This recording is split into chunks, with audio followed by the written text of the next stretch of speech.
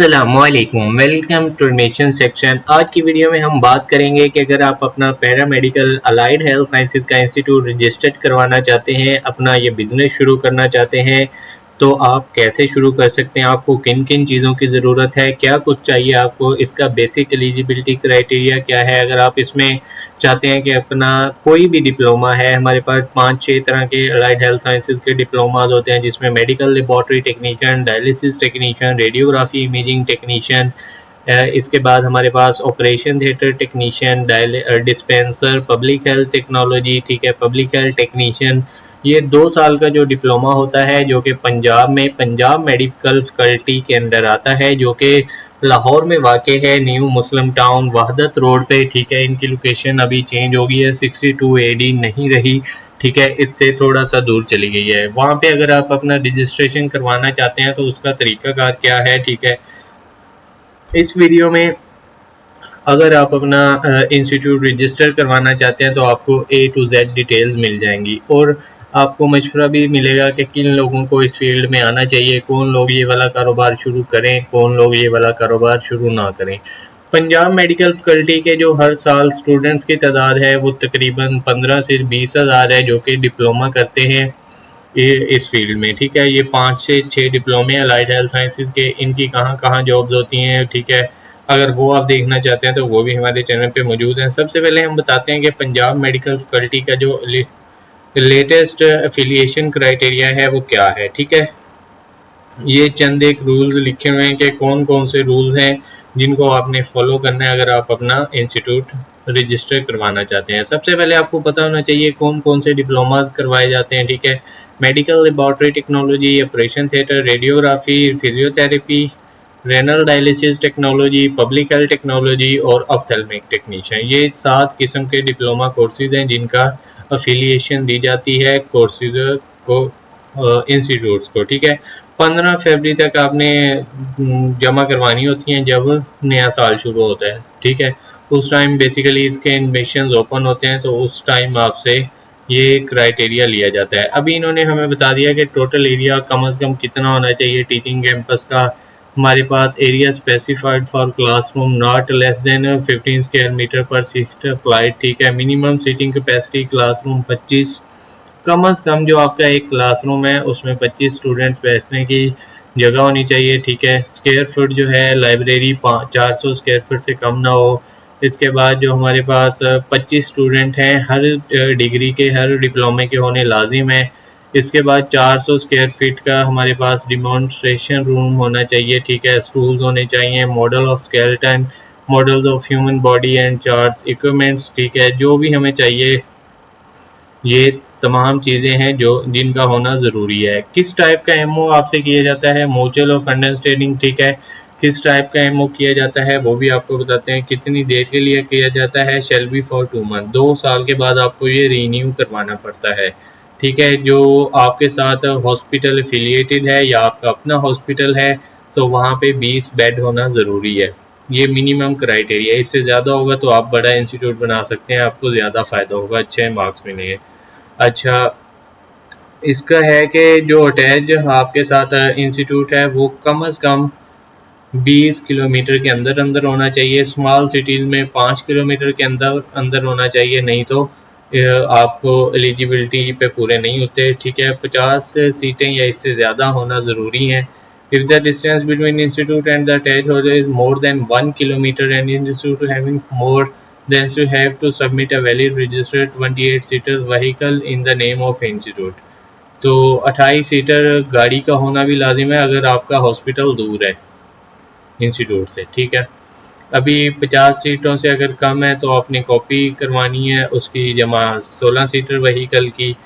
अच्छा, आप कोशिश करें कि इस झंझट में ना पड़ें कि आपको वहीकल की सहूलत भी देनी पड़े। आप कोई ऐसा हॉस्पिटल ढूंढें जो आपके एरिए के अंदर अंदर आता है। इसके बाद आपको रिकॉर्ड क्या है, student admission registration record, name of every student, his father name, residential address, date of admission, attendance register, class wise staff salary register, आप पे रोल, ये होना लाजिम है। आपने दिखाना है कि आपके पास कौन कौन सा स्टाफ है, उनको कितनी कितनी सैलरी आप दे रहे हैं, ठीक है। फाइनेंशियल बेसिस आपकी क्या है, प्रोपोर्शन ऑफ असेसमेंट क्या है, the target score is 70% or above. ये आपका लाजिम है कि अगर 70% असेस रेट है तो आप इसमें एडमिशन ले सकते हैं, ठीक है, आप कर सकते हैं अप्लाई। अफिलिएशन की जो फ़ी है मोस्ट इम्पोर्टेंट जो पूछी जाती है वो है 1,03,228 रुपये। कंटिन्यूशन अगर आप 2 साल बाद रीन्यू करवाना चाहते हैं तो 57,000 आपने पे करने हैं, ठीक है। अफिलिएशन फ़ी पर category in case of affiliation is granted not applicable for renewable 14,000 रुपये फ़ी है। एप्लीकेशन प्रोसेसिंग फ़ी 7100 रुपये है। रिटेंशन फ़ी पर कैटेगरी 7140 रुपये है। ये आपका कुछ फ़ी क्राइटेरिया है। इसके बाद जो इसका मार्क्स देने का तरीकाकार है कि कितने मार्क्स किस चीज़ के हैं। तो जो हमारे पास मार्क्स हैं 10 मार्क्स हैं बेड स्ट्रेंथ 30 के, ठीक है। Marks bed strength of 50 20 marks आपको मिलेंगे। Maximum for one section 20। Distance of hospital from teaching campus adjacent 1 kilometre और लेस। 1 किलोमीटर के अंदर अंदर है तो 10 मार्क्स आपको मिल जाएंगे। बिग सिटीज़ में 20, ठीक है, उसके 6 मार्क्स मिल जाएंगे। मैक्सिमम फॉर सेक्शन 2 10 होना लाजिम है। License from Punjab health care commission, जो हॉस्पिटल है उसके पीएससी से रजिस्ट्रेशन हो तो 20 मार्क्स आपको मिलेंगे। Availability of 24 emergency services 2 marks हैं। Cardiac monitor, defibrillator, ECG machine 2 marks हैं। Availability of basic clinical support services, अगर जो हॉस्पिटल आपके साथ अटैच्ड है उसमें क्लिनिकल लैब है 2 मार्क्स मिलेंगे। एक्सरे है तो 2 मार्क्स मिलेंगे। फार्मेसी के 2 मार्क्स हैं। ऑपरेशन थिएटर के 2 मार्क्स हैं। टोटल 8 मार्क्स हैं। Availability of essential clinical services, medicine, surgery, paediatric, gynae, obs 2 marks मिलेंगे। Level of cleanliness and sterilisation 2 marks. Ambulance के 2 मार्क्स हैं। Hospital on blood bank 2 marks है। Maximum for section 3B 20 marks आपको चाहिए। 3 के लिए 20 marks चाहिए। टोटल फॉर हॉस्पिटल 50, ठीक है। आपको ये जो इक्विपमेंट्स हैं ये होना लाजिम है, ठीक है। अभी बात करते हैं कि कुछ इंस्टीट्यूट होते हैं जो कि रेंट पे बिल्डिंग लेते हैं, कुछ की अपनी होती है। अगर आपकी अपनी बिल्डिंग है तो 6 मार्क्स मिलेंगे। अगर आपकी बिल्डिंग जो है इस तरह से बनाई गई है जो कि स्पेशल किस्म की बिल्डिंग है जो कि स्कूल और कॉलेज के लिए ही है तो आपको 10 मार्क्स मिलेंगे। Classrooms according to specifications 8 marks मिलेंगे। लाइब्रेरी का साइज़ जो है और बुक्स तो आपको 3 मार्क्स मिलेंगे। Demonstration size, room size and availability of models 3 marks. Total आपको 30 मार्क्स चाहिए। For institution apply continuation and affiliation, ठीक है, 5 मार्क्स हैं। बैंक अकाउंट और ट्रांजैक्शन जो आपने शो करने हैं। Availability of arrangement for institution, financial audit 5 marks. Parameter हमारे पास है न्यू एफिलिएशन के लिए institution having bank account in its name and all transaction made through bank, ठीक है, 5 मार्क्स मिलेंगे। Income tax returns of owner 5 marks आपको मिलेंगे। मतलब इस फील्ड में अगर आप इन्वेस्टमेंट करना चाहते हैं तो आपको कितनी इन्वेस्टमेंट चाहिए, मिनिमम कितनी चाहिए, मैक्सिमम कितनी चाहिए, ठीक है, वो आपको बताएंगे। सैलरी स्ट्रक्चर आपने गवर्नमेंट स्केल के मुताबिक देना है, ठीक है। हॉस्पिटल आपने 50 मार्क्स आपको मिलेंगे। Form physical infrastructure 30 marks. Financial base 10 marks. ये तमाम चीज़ों का होना लाजिम है। इसके बाद हम बात करते हैं कि dispenser, MLT, operation theatre, CSST, endoscopy technician, dental technician, इनके लिए आपको कौन कौन से मॉडल्स, कौन कौन से इक्विपमेंट्स, क्या कुछ चीज़ों की ज़रूरत है। सबसे पहले इंस्टीट्यूशन अप्लाइंग फॉर कंटिन्यूशन के लिए आपको प्रीवियस जो रिज़ल्ट है वो लेस देन 20% पे 0 मार्क्स मिलते हैं। 50% और अबव पे 10% मार्क्स मिलते हैं। कंप्लाइंस विद पॉलिसी 2 मार्क्स मिलते हैं, ठीक है। मैक्सिमम फॉर सेक्शन 2 6 मार्क्स मिलते हैं। मतलब आपका रिज़ल्ट भी हर साल चेक किया जाता है। आपके जो इक्विपमेंट्स हैं उनका भी दोबारा दोबारा उनको चेक किया जाता है। और आपको डिस्पेंसर ट्रेनिंग के लिए कौन कौन सा स्टाफ चाहिए, एक डॉक्टर चाहिए एमबीबीएस, एक फार्मासिस्ट चाहिए बी फार्मेसी वाला, एक डिस्पेंसर चाहिए 5 साल के एक्सपीरियंस वाला, ठीक है। इसके बाद एचआर में हमारे पास यार्ड स्टिक, ठीक है, स्पेसिफाई यार्ड स्टिक और qualification of teachers according to specific yardstick. इसके बाद जो हमारे पास फार्मेसी लेबॉर्ट्री है वो होना लाजिम है। उसका जो ऑपरेटर्स है वो हमारे पास ये 10 चीज़ें होना बिल्कुल बहुत इंपॉर्टेंट है, ठीक है। Tripod stand, glass rod, litmus paper. और अगर आप बात करते हैं केमिकल्स की तो ये कुछ चंद एक केमिकल्स हैं जो कि आपके लेबॉर्ट्री फार्मेसी में होना ज़रूरी है। इसके बाद डिमॉन्स्ट्रेशन रूल, और डिस्पोजेबल्स वहाँ पे कौन कौन से होने चाहिए, ठीक है। इसके बाद मिनिमम मार्क्स रिक्वायर्ड 35 आपको मार्क्स चाहिए। लेबॉर्ट्री टेक्नोलॉजी के लिए MBBS DCP टेक्नोलॉजिस्ट एक चाहिए, BSc ऑनर्स वाला with 5 years experience lab technician आपको चाहिए, ठीक है।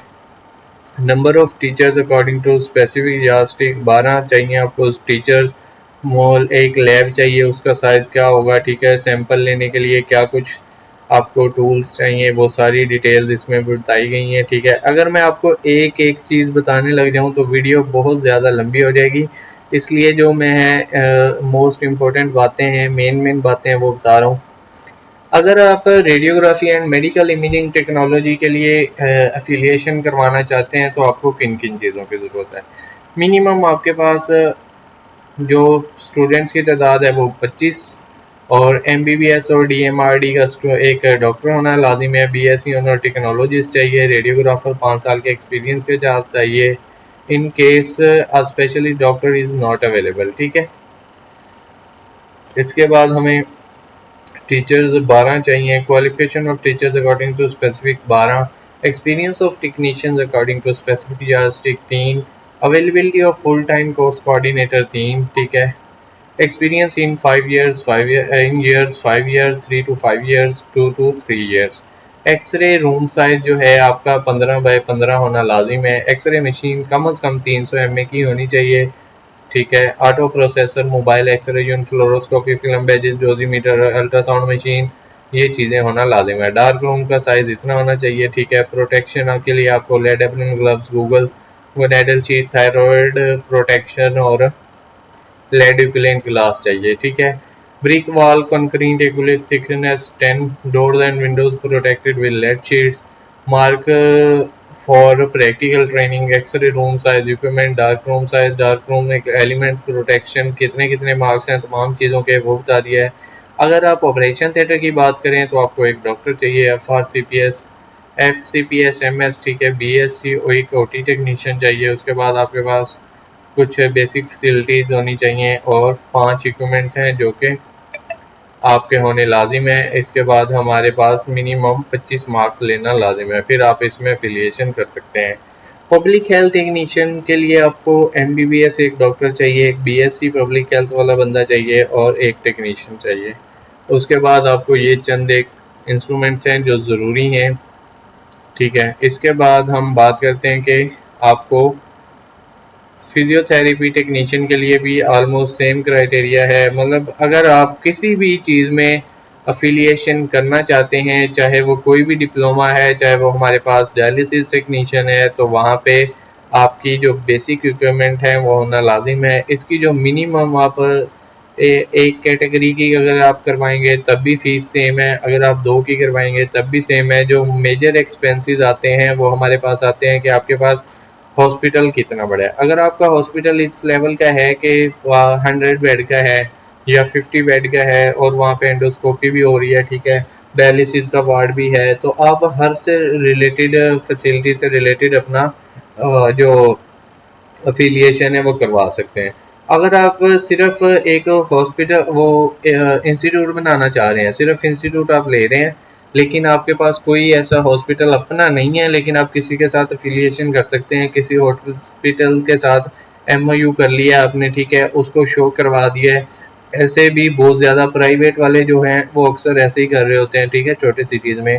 तो वहाँ पे आपके पास 3 से 4 जो हैं वो मोस्टली फैसिलिटीज़ होती हैं। इस वजह से बहुत ज़्यादा इंस्टीट्यूट हैं जो कि प्राइवेट इनके साथ एफिलिएटेड है, ठीक है, पंजाब मेडिकल फैकल्टी के। अगर आप इनके क्राइटेरिया पे उस तरीके से पूरा उतरते हैं तो आपकी जो मिनिमम इन्वेस्टमेंट है वो है 30 से 40 लाख रुपए। वो आपका कहाँ इन्वेस्टमेंट होगा? फॉर एग्जांपल आप medical laboratory technician, x-ray technician, dispenser और पब्लिक हेल्थ टेक्नोलॉजी की 4 कैटेगरीज करवाते हैं, तो उसमें से आपका जो मेजर एक्सपेंस आएगा वो 4 क्लासरूम आपको चाहिए, एक लैब चाहिए, एक टीचर रूम चाहिए, स्टाफ रूम चाहिए, एक प्रिंसिपल ऑफिस चाहिए। उसके बाद आपकी जो है बिल्डिंग में एक बड़ा रूम होना चाहिए, हॉल रूम, जहाँ पे जिसको डिमॉन्स्ट्रेटर रूम कहा जाता है, ठीक है। ये बेसिक क्राइटेरिया है। इसके बाद आपने एक ऐसा हॉस्पिटल शो करना है जहाँ पे MLT, dispenser, public health technology और डिस्पेंसर के साथ साथ हमारे पास जो है चौथी कैटेगरी उसके भी जो भी एरिया ऑफ इंटरेस्ट है, जो भी उससे रिलेटेड काम होता है वो वहाँ पे किया जा रहा हो, उसका आपने शो करवाना है। वो वहाँ पे विजिट करते हैं पंजाब मेडिकल फैकल्टी के बंदे, और उसको चेक किया जाता है और वहाँ पे करवाया जाता है।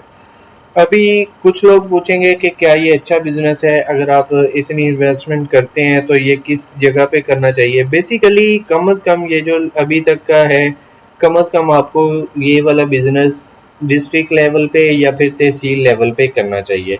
इससे छोटे लेवल पे अगर आप किसी स्मॉल विलेज में ये काम शुरू कर देंगे, वहाँ पे तो पहले नंबर पे आपको हॉस्पिटल ही नहीं मिलेगा 5 किलोमीटर के अंदर अंदर प्राइवेट सेक्टर का। अगर वो हॉस्पिटल है भी तो आपको वहाँ पे स्टूडेंट्स की इतनी रेशो नहीं मिलेगी कि आप प्रॉफिटेबल बिजनेस रन कर सकें।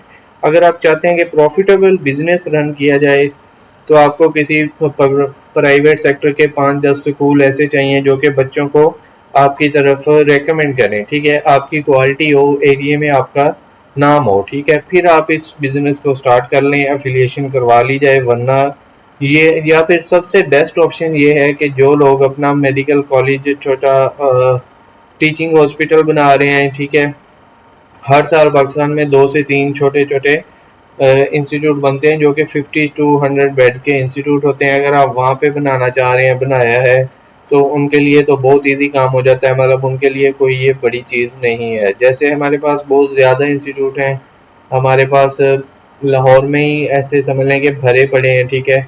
एक बंदा जब ये करवा लेता है तो उसको दूसरी ब्रांच और तीसरी ब्रांच और चौथी ब्रांच खोलना कोई बड़ी बात नहीं है। तो बहुत से लोगों ने 1 से 3 4 ब्रांचेस भी खोली हुई हैं अपने ही कॉलेज की। उनके लिए एफिलिएशन करवाना, उनके लिए जो क्राइटेरिया है उनके लिए बड़ा इजी हो जाता है, तो प्रॉफिटेबल बिजनेस भी आप कर सकते हैं। अभी इनकी जो फ़ी है पंजाब मेडिकल फैकल्टी की, किसी भी कैटेगरी की फ़ी 15 से 20 हज़ार है, और जो प्राइवेट सेक्टर के कॉलेजेस हैं वो आपसे मिनिमम 50 to 60 थाउजेंड लेते हैं बड़े सिटीज़ में। अगर आप किसी बहुत छोटे सिटी में जाते हैं जहाँ पे इतनी फैसिलिटीज़ नहीं है कॉलेज में, ठीक है, और प्रैक्टिकल वर्क नहीं हो रहा, उनके केमिकल नहीं यूज़ हो रहे, उनकी बहुत चीज़ें ऐसी हैं जो कि यूज़ ही नहीं हुई, काफ़ी सालों से पड़ी हैं, हो ही नहीं रही, करते ही नहीं है, तो उस वजह से फिर उनका एक्सपेंस कम हो जाता है।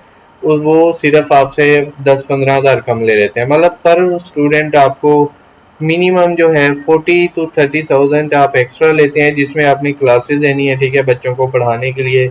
अगर आप समझ लें कि अपनी सीट्स पूरी कर लेते हैं किसी भी तरीके से, तो आप एक प्रॉफिटेबल बिजनेस रन कर सकते हैं। अगर आपकी सीट ही नहीं पूरी होती तो आप दूसरे साल की एफिलिएशन भी नहीं करवा सकते, मतलब लॉस में चले जाएंगे।